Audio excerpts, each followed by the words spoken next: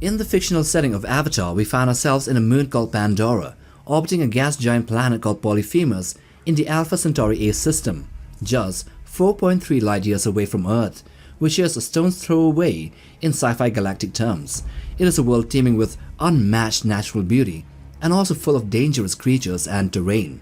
So, of course, humanity conquers all of these with its technological might. And at the head of this is the Resources Development Administration, the RDA. So here in the video, we will showcase 15 leviathans of the sea, air and space, which is fielded by the RDA here in the world, or the moon. And with these comes humanity's overwhelming firepower and mechanized dominance, all in service of extracting wealth from a world that refuses to be tamed, but it will be. Now let's get to it. So at number 15 we have the Mako submersible. The Mako is a small two-person midget submarine used by the RDA on Pandora for scouting and for underwater defense. It is a Seacraft. At 9 meters long, it has a glass canopy cockpit more like a small aircraft than a traditional submarine, which gives the crew wide visibility inside the water. It uses 3 ducted propellers to reach speeds of up to 40 knots underwater, making it extremely fast for its size and for its terrain underwater. The craft also has 4 foldable winglets that improve hydrodynamics or to collapse for storage. For weapons, the Mako carries 4 harpoon torpedoes on each side and a ventral cannon mounted beneath the cockpit. 14 we have the Picador. The Picador is a 10-meter-long fast patrol jet boat used by the RDA for short-range missions and for Tulkun hunting. These are smaller than most RDA seacraft but slightly longer than the Mako. It is known for its speed and maneuverability rather than for heavy armor or firepower. While usually unarmed, the crew often mount weapons such as the Hydra heavy machine gun on the stern and an 8 HD9 ultrasonic cannon for the starboard side. Also, they have a searchlight on the port side or 1 or 2 chunker launchers in place for its other weapons. The Picador is faster than the Mako and can quickly reach hunting grounds, often using explosives to drive sea creatures towards larger ships. At number 13 we have the 1899 Scorpion gunship. The Scorpion here is 12.2 meter long attack aircraft, serving as the RDA's main light gunship for escort, for close air support and for combat operations. It is piloted by 1 person only and powered by a dual coaxial ducted fan rotors with turbine generators, which gives it a combat range of 800 kilometers and about 100 miles per hour cruising speed, or up to 140 miles per hour maximum. For weapons, it is heavily armed with twin triple-barrel 50 caliber machine guns, dual 20mm chin guns, 190 Wafer rockets in 10-19 tube launchers, and 8 Hawkeye Hellfire missiles, which means it has a lot of firepower. The Scorpion balances heavy rocket payloads with versatility, which makes it one of the RDA's deadliest aerial craft. Number 12. The AT-101 Sea Wasp. The AT-101 Sea Wasp is a 14-meter-long next-generation gunship developed as a faster, sleeker evolution of the Scorpion. It was designed to be more like a jet than a helicopter. It uses a 4 coaxial ducted fan rotor system, which is combined with 2 rear pusher turbines, allowing it for greater forward thrust and speed. It is armed with a 30mm chin-mounted rotary cannon, also with 38 Wafer rockets in 2 launchers, and 16 Hellfire missiles. It here emphasizes missile strikes over cannons. And additional modular wingtip pods can carry extra gear like tracking, pinger beacons for Tulkun hunts. The Sea Wasp improves speed, agility and range, makes it an ideal craft for both fast tactical strikes and for sustained fire support, as well as to track the Tulkuns. Number 11. The Matador. The Matador is a command patrol boat which is crewed by 8 people and used by the RDA for water patrols and Tulkun hunting. It is built with a double-deck design. It is also 15.2 meters long, which makes it larger and more heavily armed than the Mako or the Picador. The craft has a deep V hull with twin jet drives, which gives it a speed of over 40 knots or 74 kilometers per hour while remaining highly maneuverable. Its upper deck houses the cockpit and controls, while the lower deck is for gunners. Weapons include 3 Hydra machine guns, which is on the port, starboard and stern. There is also a chunker launcher, which is mounted beside the pilot, and a large harpoon gun on the bow. With its firepower and crew of 7 to 8 people, pilot, captain, spotter and gunners, the Matador acts as a strong mobile command boat in coastal waters. Now at number 10 we have the Samson. The SA-2 Samson is a 15.9 meter long tilt-rotor utility aircraft primarily used for transporting troops and cargo on Pandora. It can be flown by 1 or 2 pilots and has an open rear cargo area, which requires exopacks for passengers. The Samson is lightly armed, carrying 2 Hornet missile pods for self-defense and door-mounted machine guns, such as the Hydra M60 or the GS-221, which are advanced machine guns here in this setting. These can be locked forward or fired remotely by the pilot. Its main strengths are speed, maneuverability, and versatility, which makes it the RDA's aerial workhorse rather than a frontline combat aircraft. Now at number 9 we have the Kestrel. The SA-9 Kestrel is a 20.3-meter multi-role tilt-rotor aircraft designed to replace both the Samson and the Scorpion gunship. It is heavier and more powerful than the SA-2. It combines troop transport with heavy attack capabilities. The Kestrel mounts twin autocannons, tri-ling rotary cannons, missile pods, and volley-firing rocket launchers. For extra power, up to 3 MBS-22A Sentry machine guns can be mounted on its doors and rear ram, which can be controlled remotely. It also features advanced magnetic cancellation systems, allowing it to operate in Pandora's magnetically unstable zones, where older aircraft like the SA-2 or the gunships fail.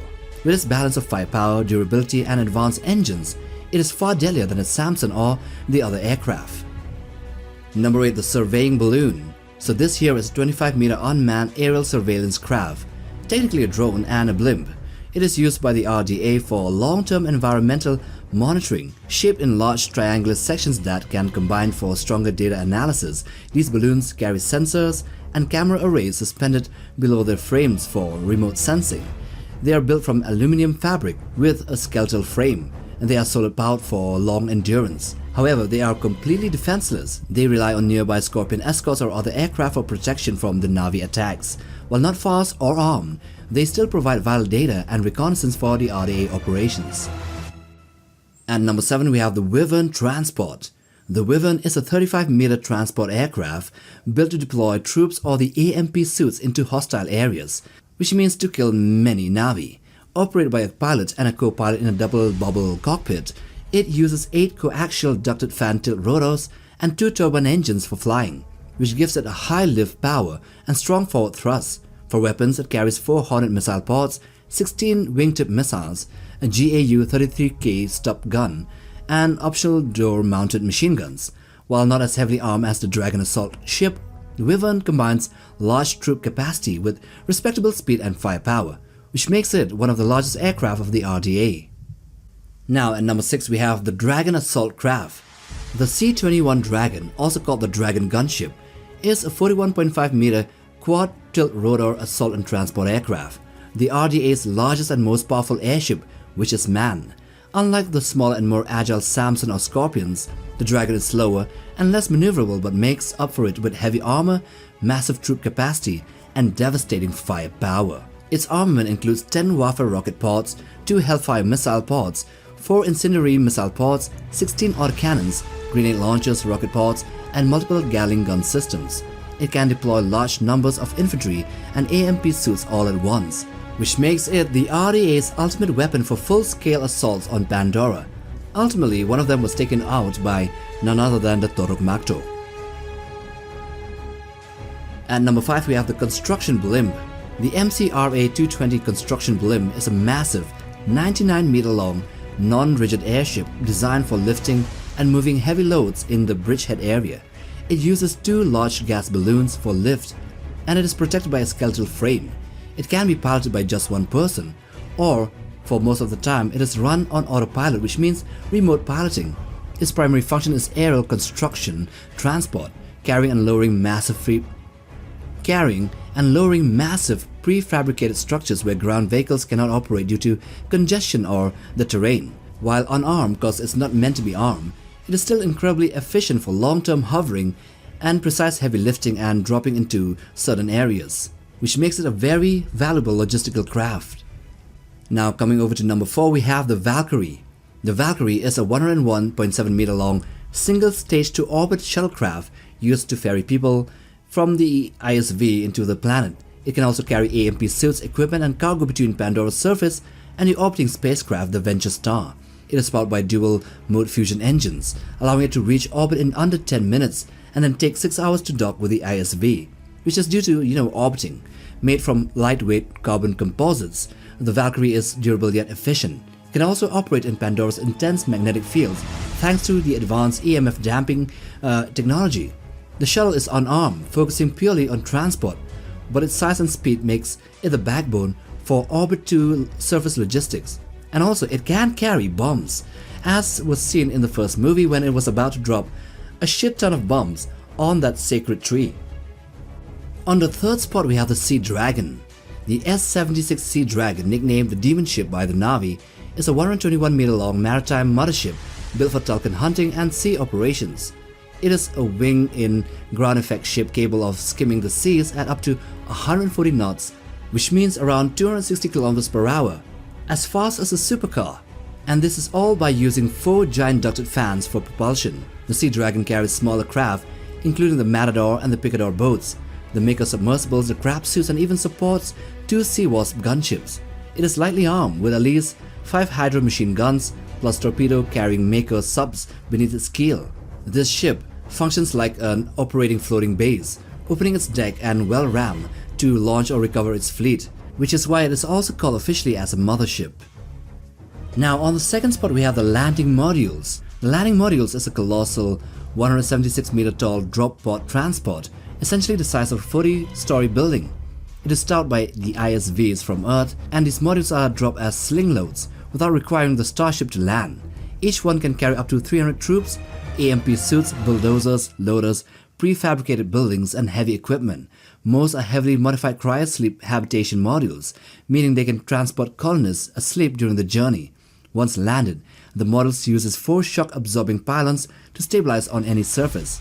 Though unarmed, its size and armored shielding makes it a cost-effective way to establish a strong foothold on Pandora. And while it lands, it sterilizes a large area beneath it because of the huge fusion engines that are used to slow down its descent. And number 1, the ISV. The interstellar vehicle is the largest spacecraft or any type of craft fielded by the RDA or humanity, with the ISV Venture Star being 1646 meters long, and there are also others like 7 or 8 more. These starships are built for interstellar travel between Earth and Pandora, which means from the Sol system to the Alpha Centauri system. It uses a mix of matter-antimatter engines for initial acceleration, photon sails for cruising, and fusion planetary maneuvering engines for orbiting. An ISV accelerates from 0 to 0.7 times the speed of light in 5.5 months, then cruises for nearly 6 years, and then decelerates for another 5.5 months, completing the 4.37 light-year journey to Alpha Centauri in 6.7 years. The ship itself doesn't land. Instead, it deploys Valkyrie shuttles, or the landing modules. In the case of atmospheric entry, which is highly unlikely because it's likely to break up, the matter-antimatter exhaust alone, which can be used to slow its descent, can incinerate a 20-mile radius below the spacecraft. Therefore, the ISVs are not combat ships, but they are still highly destructive, and they are the backbone of the RDA's entire colonization effort. So those are all the spacecraft, aircraft, and sea vehicles of the RDA in the setting of Avatar. Not the last airbender, but Pandora. Wing wing. Now if you like this video, then press the like button, and then also press the hype button to push the content further. It's like hyping the video to other fans. Also, yeah, hit the like button for support, of course, and smash the subscribe button to be a part of Legio Notbug. Till the next time, take care, boys.